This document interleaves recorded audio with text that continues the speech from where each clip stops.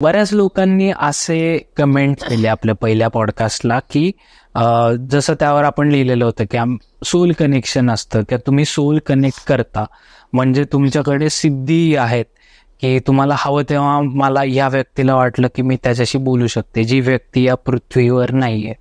तर मग हे असं असतं का? Just to clear. म्हणजे आता मला पण हा अनुभव आला.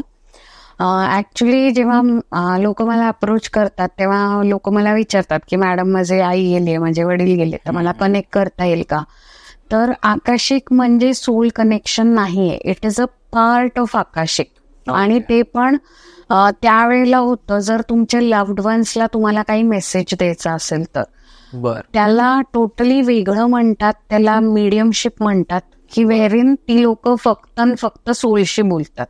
So they will not tell your future किंवा पास्ट लाईफ त्याच्यात सांगितली जात नाही, त्याच्यात फक्त तुम्ही तुमच्या लव्ड वनशी बोलू शकता. सो त्या मोडॅलिटीला मीडियमशिप म्हणतात.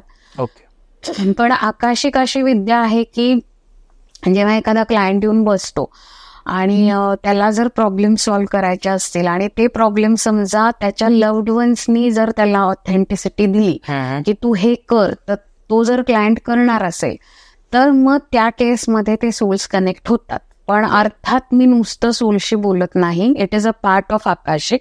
आणि अगेन मला इथे क्लिअर करावंसं वाटतं की मी जरी सोल्सला आवाहन केलं की या माझ्याशी बोला, तरी again it is their choice to connect or not to connect. म्हणजे असे पण क्लायंट्स आहे ज्याच्यात मला लोक येऊन म्हणले की now we have taken rebirth, so we cannot connect with the past. So मग त्यांना गायडन्स नाही मिळाला. पण काही ठिकाणी सोल स्वतःहून येतात, सांगतात. जसं मी मागच्या पॉडकास्टमध्ये कावळ्याचा उल्लेख केला होता, सो त्याच्यामध्ये ती सोल स्वतःहून आली, शी टॉक अँड आय कन्व्हेड. पण फक्त मेलेल्या लोकांशी बोलणं हा पर्पज आकाशिकचा नक्कीच नाही.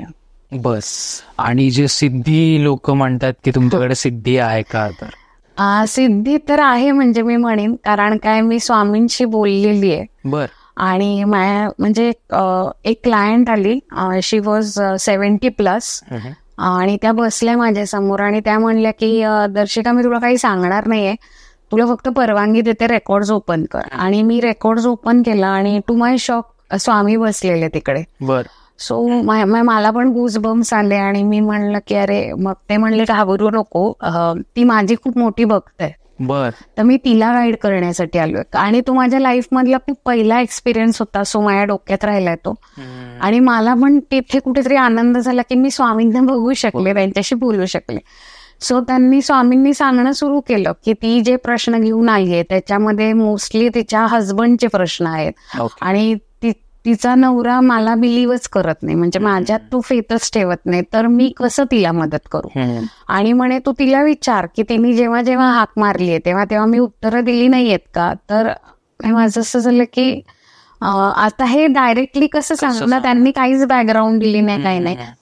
पण मी थोड्या वेळ पॉज घेतला, मग परत स्वामी म्हणले तुला मी सांगतो तेवढं सांग. सो मग मी जेव्हा हे कन्वे केलं तर त्या लिटरली रडायला लागल्या आणि त्या म्हणल्या की हो, म्हणजे मी जेव्हा जेव्हा स्वामींना हाक मारते माझी कामं होतात.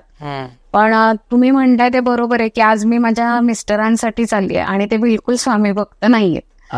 सो तो माझा अनुभव होता की ज्याच्यात मी स्वामींशी बोलले आणि तो क्लायंट त्या गेल्या आणि मग मी मेडिटेशनला बसले आणि मी गजानन महाराजांना सांगितलं की मी एवढ्या लहानपणापासून तुमचं करत आहे, तर मग लोकांच्या याच्या स्वामी येऊन बोलतात आणि मग मी काय केलंय की तुम्ही माझ्याशी बोलायला काय येत नाही किंवा माझं पुण्य कुठे कमी पडतंय. तर नेक्स्ट डेला जेव्हा मी परत माझे रेकॉर्ड्स ओपन करून बसले तर मी त्यांचा हात माझ्या डोक्यावर अनुभवलाय, म्हणजे मी टच माझ्या डोक्यावर त्यांच्या फील केलाय. आणि मग मला इतके गुजबम्स आले, घामाघूम झाले होते मी. आणि मग ते मला म्हणले आता का घाबरतेस, काल तर बोलवत होतेस, तर आता मी समोर आहे, आता बोल तुला काय बोलायचंय. तर म्हणजे मी खूप रडकुंडीला आले होते आणि रडले मी लिटरली. आणि मी त्यांना फक्त एवढंच म्हणलं की नाही, तुमचा जो हात मी आता फील करते तो लाईफ लॉंग मी जिवंत असेपर्यंत माझ्या डोक्यावर असू दे, तेवढंच. आणि मला जेव्हा लोनली फील होईल, एकटेपणा जाणवेल, तेव्हा मी तुमच्याशी बोलेन, तर तुम्ही मला उत्तरं द्या. सो ही पण एक सिद्धीच म्हणू शकतो आपण.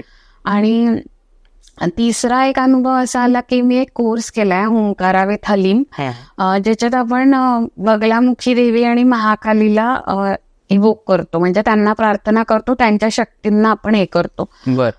तर तेव्हा म्हणजे मी कालीमातेला चालत येताना बघितलं, म्हणजे हे अगदी काही इमिजिएट नाही झालं. अर्थात मी 1 वर्ष पूर्ण ती मेडिटेशन किंवा ती तपश्चर्या केली, त्याचे रूल्स अँड रेग्युलेशन जे असतील ते, आणि मग ती लिटरली मला दिसली चालत येताना. आणि मी तिच्याशी बोलले की म्हणजे कुठेतरी मी जे करती आहे ते तुझ्यापर्यंत पोचतंय. तर ती स्माइलिंग फेस घेऊन आली आणि ते मला म्हणली की हो, तुला कधी कमी पडणार नाही ह्याची काळजी मी घेईन.